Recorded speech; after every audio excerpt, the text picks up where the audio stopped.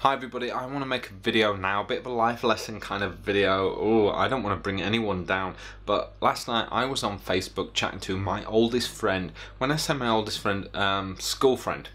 Probably the only school friend I still talk to. But everybody always thinks I'm younger than I am. I'm not telling you my age.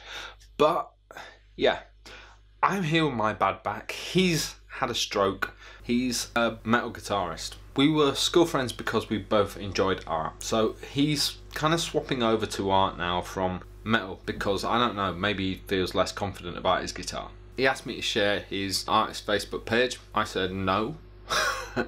Crappy thing for a friend to do, I know, but I said wait until you've got some art. Otherwise, you know, you're tinkling in the wind. You know, I said I will do, definitely will do, once you've got some art up there. And I stand by that. But when you've only got one piece of art on there, pointless. Anyway, I gave him a piece of advice that I felt is relevant for everybody. So I wanted to make this video, which is, what kind of artist do you want to be? At one point, I chucked out my entire portfolio. It was a good portfolio, but I chucked it out because it was made up of many, many different styles.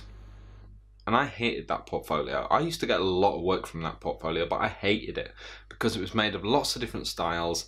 And yeah, I just hated it. I wasn't happy doing that kind of work, but it made everybody else happy.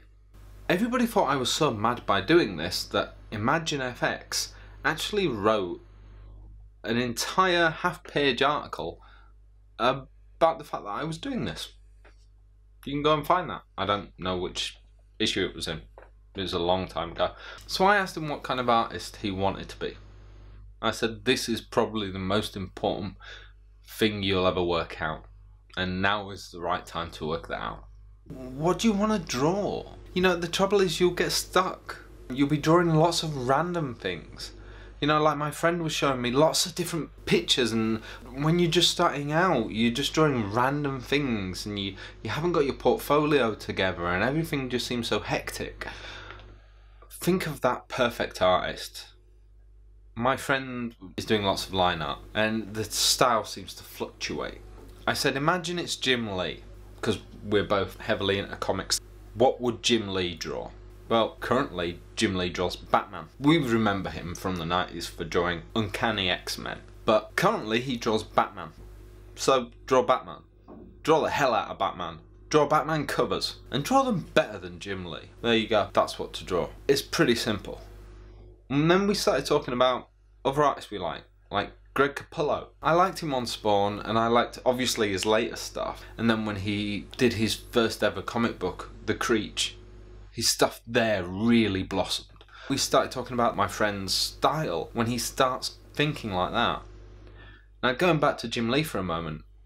Jim Lee, when he first started out in comics, when he first started touting around his portfolio, he got told off for the fact that he couldn't draw hands. Nobody would touch him.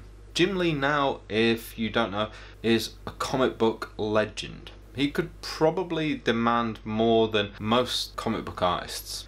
He went away and he learnt to draw hands. You look at his artwork, that man can draw hands. You have to just, you know, buckle down and get on with it. And yeah, and that's what my friend has to do in terms of style. I told him that piece of advice. If, say for example, he keeps a little Jim Lee in his head, and every time he gets stuck, he just asks the little Jim Lee in his head what he wants to do. Now, one of the pictures that he showed me was Hellboy. And that Hellboy was a particularly nice Hellboy. He asked me about that and I said, yeah, okay, keep a little Mike Mignola in your head. I met Mike Mignola once. Astoundingly nice chap. And yeah, so he might do that. He might keep a little Mike Mignola there. The style, you know, the affectations, the characters, everything. So my friend can kind of shape himself around that, at least as a beginning. Hopefully this has helped you as well if you're just starting out. Especially if you're a comic book or a line artist. I think in the beginning of my career, this piece of advice would have been especially useful. If you're in a place and you're finding it hard to get started, find an artist you like. Keep that little artist in your head. Let me know what you think of that idea. I'll chat to you later. Well, thanks for watching. Be sure to comment, like, and even subscribe to my channel, Lawrence Can Draw. And if you really did like what you saw here, you can see more of it on my website, lawrenceman.co.uk. I'll see you next time.